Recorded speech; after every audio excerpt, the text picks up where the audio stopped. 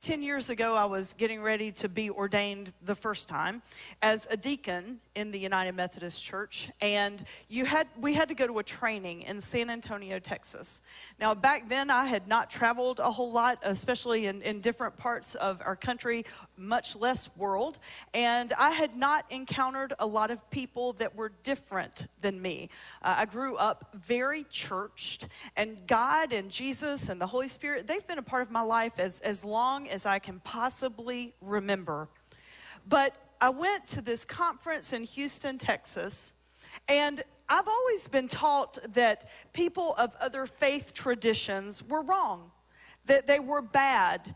In fact, when I went to college, my friend invited me to go to the Wesley Foundation with her. That's the Methodist Student Union, and I had to call my dad and say, "Is that a cult?"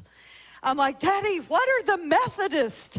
And he's like, "It's just another group of people that worship God." I mean, I just didn't know to see things differently.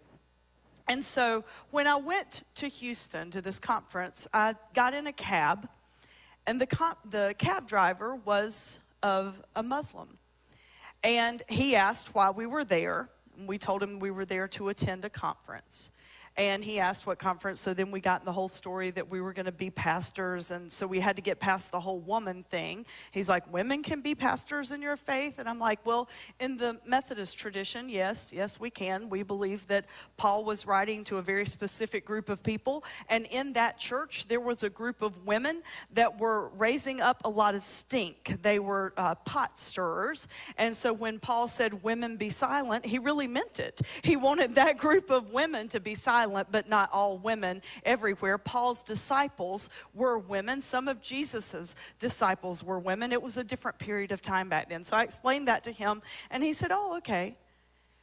And he said, "Tell me about this Jesus." Well, I felt very inadequate at that moment in time. I had never been around someone of Islamic faith. And I said, "Well, what do you mean?" And he said, "Well, just tell me about him." He said, "We're really not that different, you and me." And I was like, "What? Islamic man telling me we're not really that different?" He goes, "We worship the same God." It rocked my world. I hope we'll learn to see other people with respect and with the eyes of God, recognizing that in God's eyes, we are all the same.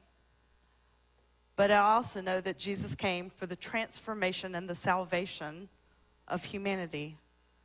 And the way that we offer that is through love.